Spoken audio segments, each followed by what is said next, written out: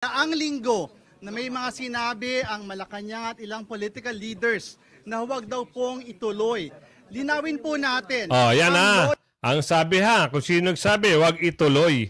Oh, pero bakit nga tinuloy nyo? Ayan ang tanong. Tanong ng ating kababayan. At sinabi ni ate kanina, oo, hindi sila makikinig sa kumpas. Hi! Tuloy. Loyalty po ng mga kasama natin ng mga civil society leaders ay sa taong bayan. Hindi po madidiktahan ang mga progresibong puwersa na gustong i-hold accountable si Vice President Sara Duterte. Di ba? With a member of the House of Representatives as an endorser.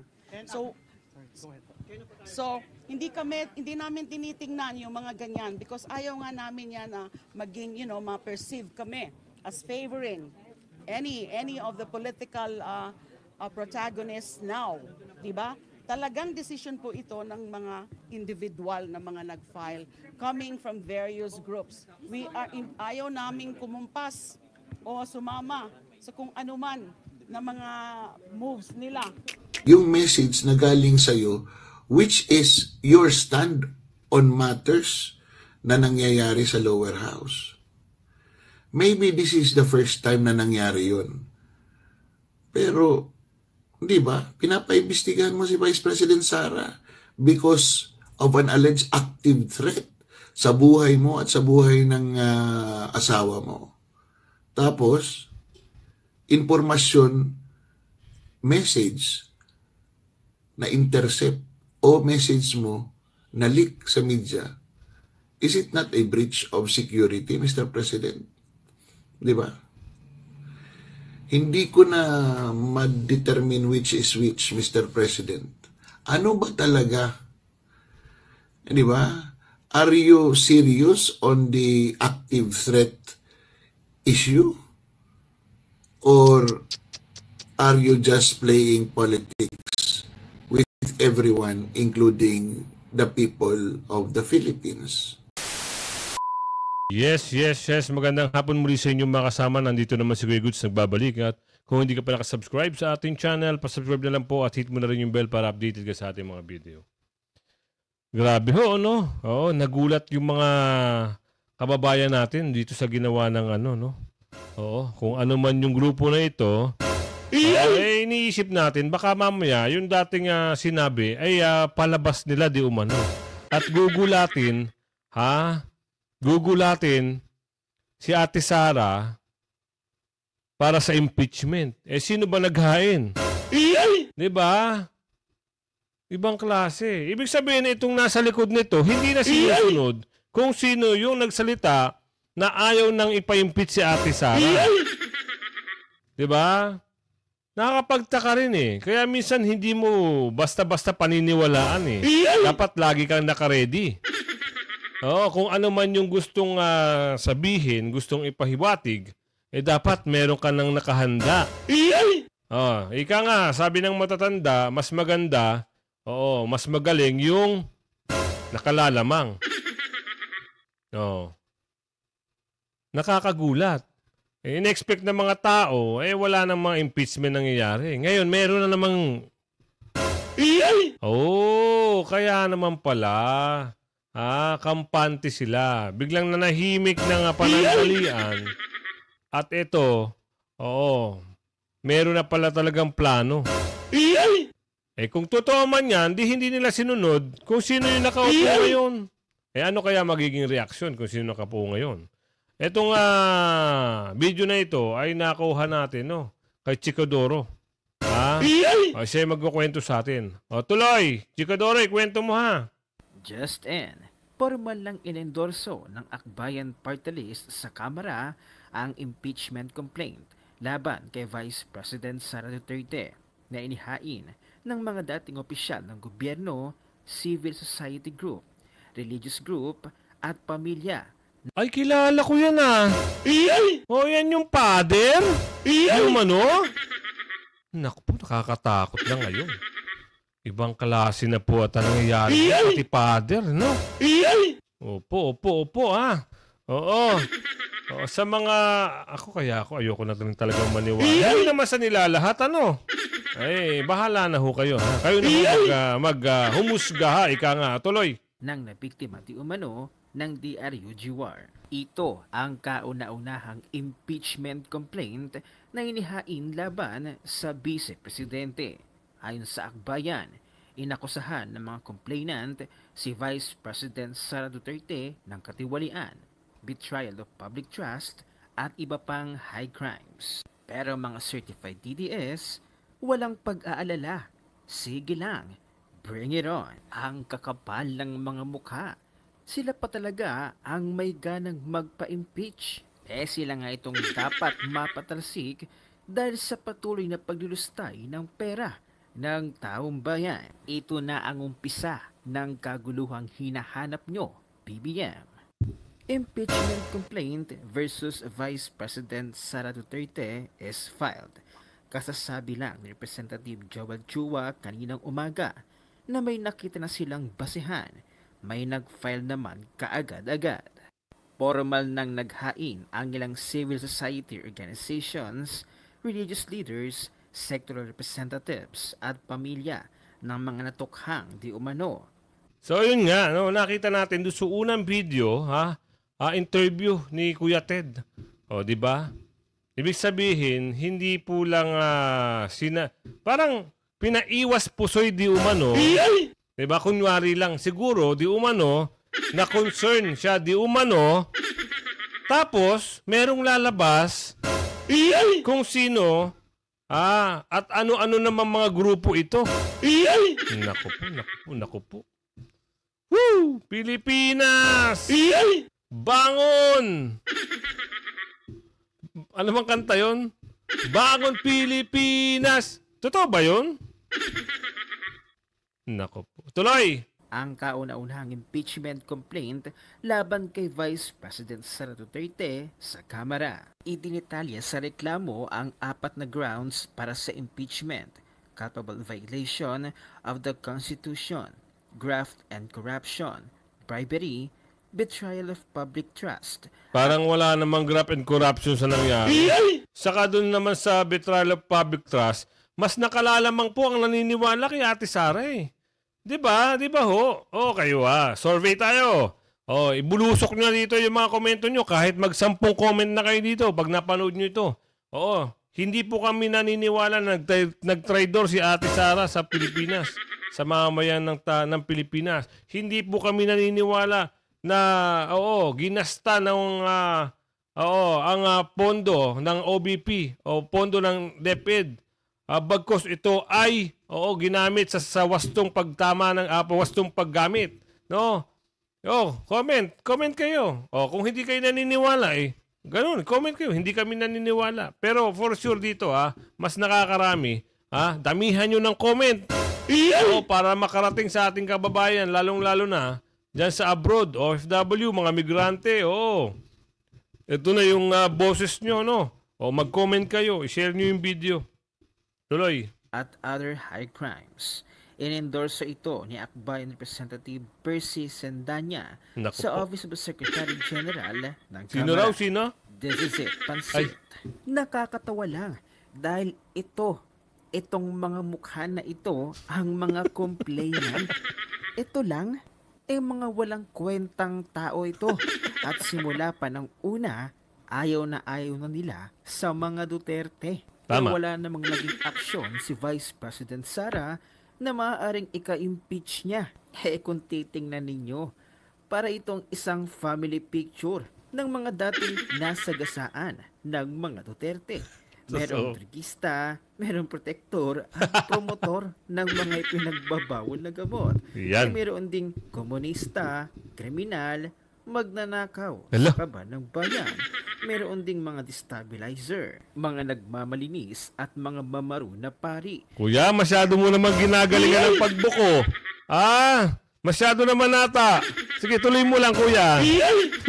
Na maingay lang pag sila apektado pero tahimik sa mga abusado sa loob ng simbahan. Kaya naman ang influencer na certified DDS na si Madara Hug ay nagbigay ng komento at reaksyon na dito talaga nagumpisa sa nag-leak kuno ang text message ni BBM. Yan. Lanat Ito ha. Baka pakiwari natin, pakiwari ng ating mga kababayan. Sa akin na opinion ko lang to ha. O, ewan ko sa ating mga kababayan kung ano yung opinion rito. Ngayon, papakinggan natin yung opinion ni Kuya. Ha? Baka maniwala tayo sa opinion niya. Tuloy. Narito ang full video, panoorin natin. Nagtataka ako sa sagot ng Pangulong Marcos tungkol sa message niya na nag-leak regarding doon sa message niya that Vice President is unimportant kaya wag nang mag-file ng impeachment case. Di ba? Na para Amoy pa lang. Ayan na. Tapos mo na yan. Lucky Me, Pansit Canton. Ayan. natatawa lang siya na nag-leak yung information. Mr. President, ano ba yan? Publicity gimmick? Ano ba yan? Media stunt? Di ba? Kasi if you are giving private messages to people with a message about an official, parang official na position mo sa mga bagay-bagay na nangyayari sa lower house, hindi maganda yun, Mr. President. There must be something wrong. Di ba? Because the people na binibigyan mo ng mga mensahe, kung nililik nila yan sa media, they don't respect you. Hindi ka nila nire-respeto at hindi nila pinapahalagaan yung message na galing sa'yo, which is your stand on matters na nangyayari sa lower house. Maybe this is the first time na nangyari yun. Pero, di ba, pinapaimbestigahan mo si Vice President Sara because of an alleged active threat sa buhay mo at sa buhay ng asawa mo. Tapos, informasyon, message na intercept o message mo na leak sa media, is it not a breach of security, Mr. President? Di ba?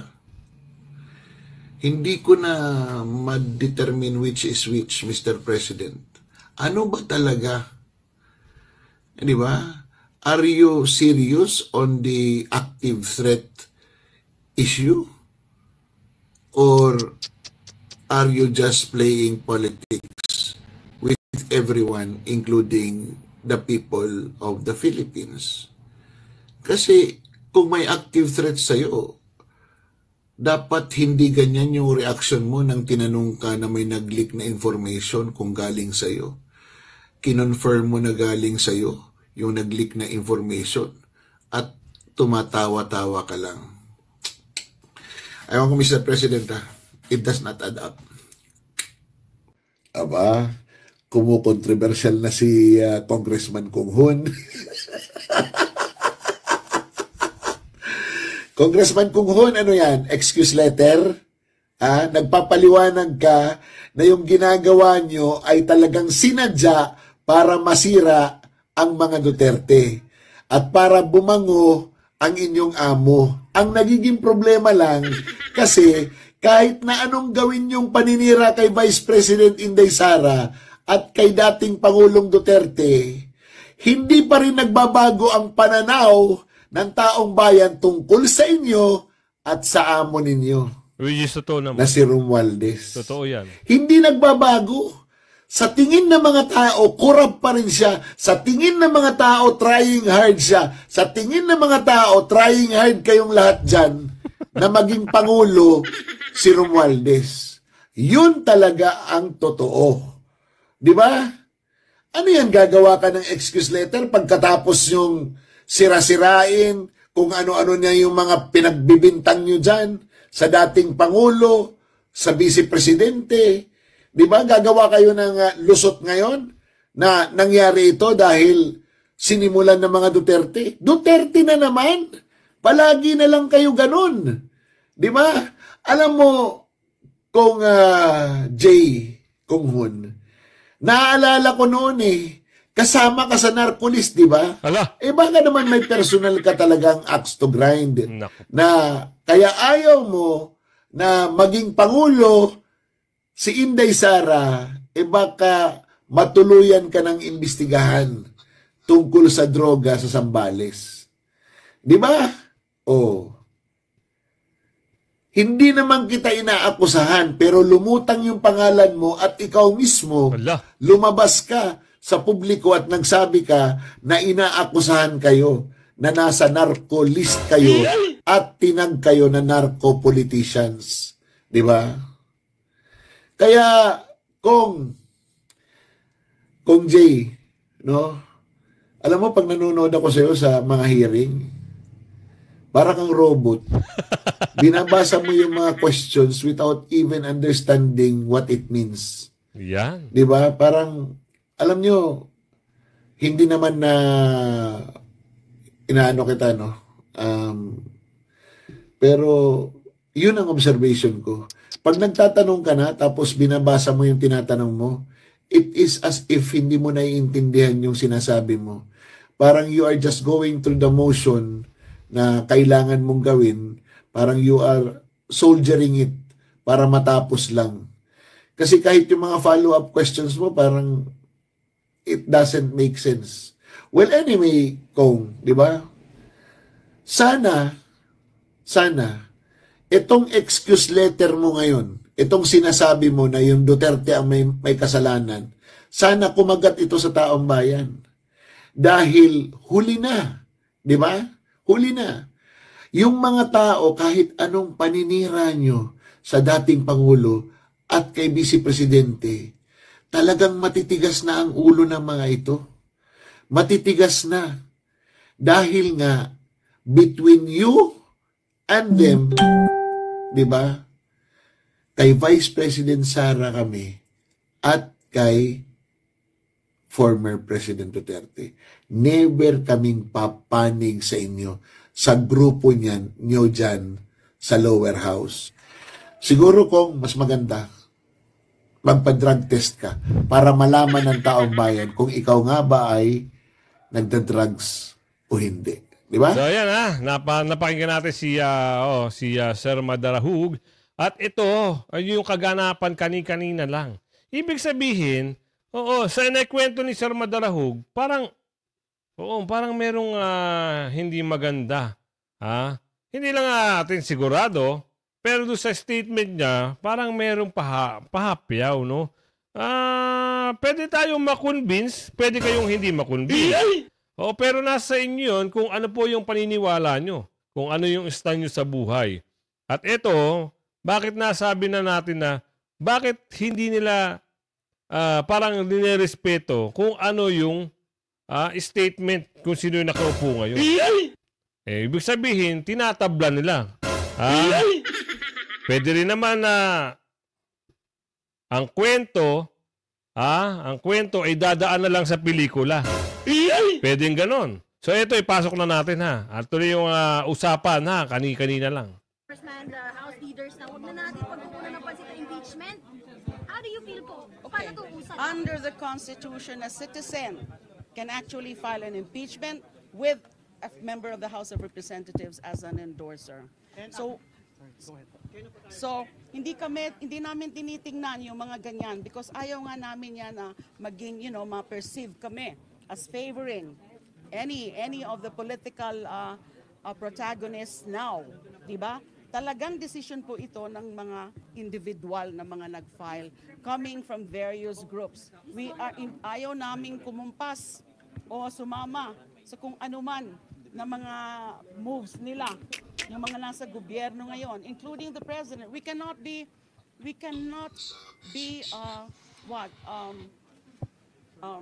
affected by the desire to really make the vice president accountable, because that is in fact recognized by the Constitution. Kailangan mangibabaw ang batas, mangibabaw ang saligang batas. Ibig sabihin, hindi rin sila sumusunod, di umano, sa gobyerno. Ayaw raw nilang kumumpas. Nako po. Kung ganyan ang pananaw nila, bakit hindi sila batikusin kung sino yung ayaw nila sundin, di umano? Nakakakawawa talagang gobyerno. Ang bansa pala ang kawawa, hindi ang gobyerno. Tuloy!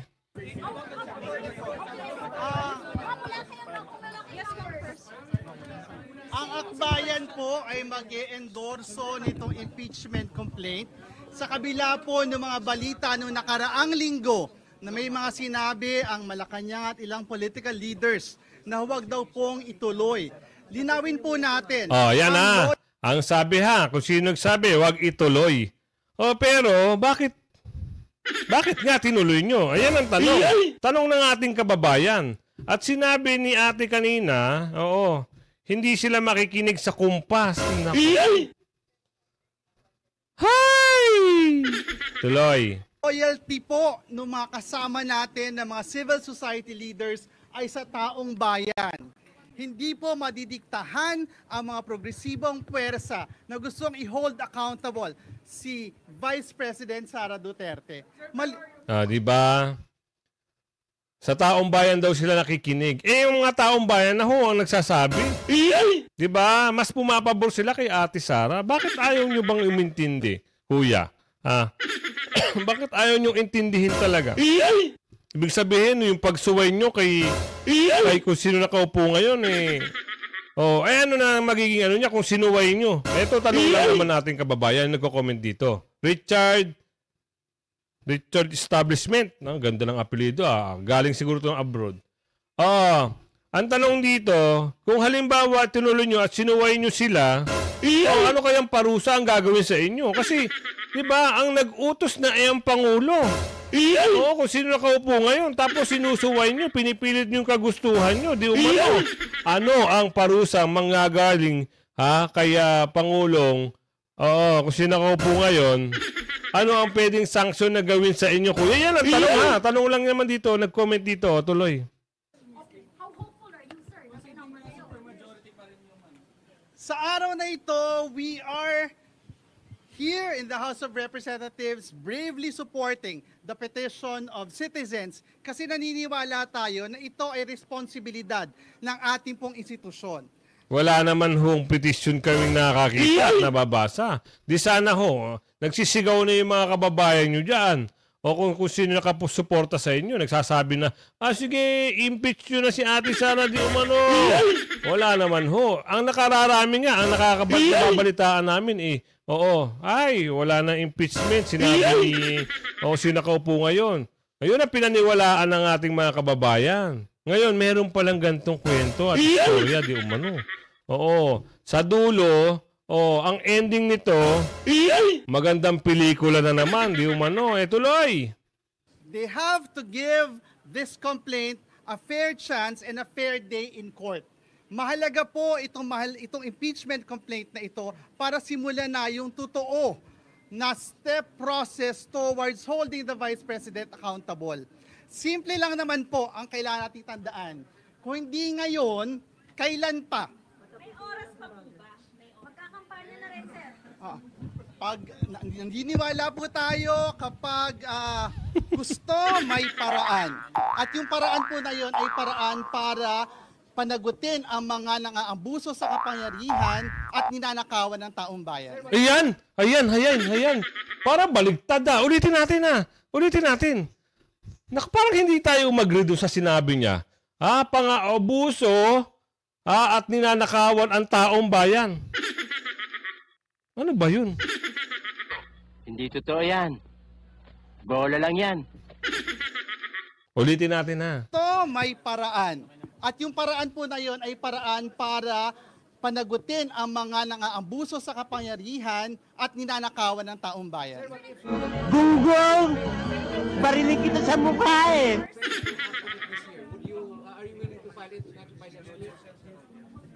Bang klase, no? Parang nabaligtad na ata ang sitwasyon. Dapat ang magsabi niya ng Ate Sara, no? Dahil kahit kami, mga mamayang Pilipino, nararamdaman na ho namin kung ano ho po talaga ang nangyayari. Diba? Kaba ng bayan na ubos. Bakit hindi nyo sabihin yan? Kung kanino kayo nakasuporta. Bakit hindi nyo tanongin kung nasaan yung pinagbentahan ng ginto, kuya? Bakit hindi nyo tanongin kung nasaan yung flood control project? Ano nangyari doon sa flood control project? Meron po bang nabuong flood control project, kuya? Meron po bang ganun? Tanungin nyo. Minsan tanungin nyo lang. Ito lang ay comment ni Ate Margarita Lopena. Salamat, Aling Margarita. Tuloy. Magsisimula na po kasi yung pag-activate ng process sa pag-file natin ngayon. No? And Congress will have to go through the process of referring it to the responsible committee, the Committee on Justice. Nakita nyo? Lumabas din sa bunganga nila, nagkukumwa-kumwarian pa sila, todo dinaya sila nung nakaraan, ay wala pang inuutos. Diba? Mapapa-interview yung mga magaling. Ay wala naman nung utos, wala pa kami nababalitaan. Kung may nabalitaan kami, di sana sasabihin sa Ibig sabihin, nilinlang nila di umano ang mamamayang Pilipino. Ganito siguro talaga ang taktika nila. Woo! Tuloy. As to the timeline, we leave it to the leadership of Congress. Pero kalakip nito yung reminder that we are duty-bound in this House of Representatives to give this complaint a fair day in court. Ano yung numbers niyo? May numero ba kayo, sir? Naniniwala tayo na matindi yung merits ng ating impeachment complaint. At naniniwala din tayo dito sa mga kasama natin sa Kongreso, pag nakita nila na malakas itong ating complaint, malakas itong kasong ito, they will support it. I'll leave it at that muna po. Balik muna tayo sa So, ayun ang pahayag. Meron sa mga binabanggit dito. Ayun ang mahirap, mga kasama. Parang yung unang statement, sabi nga ni Kuya, kung sino yung unang nagsalita, si Sir Madarahug, parang nalinlang, di umano ang tao nung sinabing ay hindi na kailangan impeach kasi sayang ang oras, sayang. Tapos ilang araw lang ang nakalipas, isang araw lang ata o dalawang araw. Correct nyo lang po ako kung ako yung nagkakamali. I-correct nyo lang po. Oo, eto na. Meron na naman. Ibang usapan na ito. Diba? Ayun, lumabas din ang totoong kulay. Gusto nilang muno-muno na mangyayari sa Pilipinas, di umano. Kawawa naman ng mga Pilipino. Wala nang mangyayari. Diba? Ubos ang kaban. Tapos silang nasusunod, di umano. Tapos yung mga sunod-sunuran nilang sundalo, mga sundalo, di umano, ay lagi nakasuporta sa kanila. Ay lalo nang kawawa ang mga mamamayang Pilipino niyan. Diba? Ano na mangyayari sa Pilipinas? Mas maganda na nga lang, ibigay na lang to sa ibang bansa para, mas papabor pa kami. Doon na lang kami maninirahan. Pwede lang nga eh. Diba? Para tahimik, wala kang isipin na, sa Japan po. Sa Japan. Ganito po Pag ang isang politician ay nai-issue sa korupsyon, bumababaho sa pwesto. Yung iba po nagpapakamatay. Ganyan po sa Japan. Sa New Zealand po, pag ang Prime Minister, ay nai-issuehan ng mga ganyang plunder, nagre-resign ho. Dito ho, kakapalan na muka. Nai-issue na, todo tanggi pa. Gagawang ka pa ng issue yung kalaban. Ganyan ang practice dito sa Pilipinas. Yung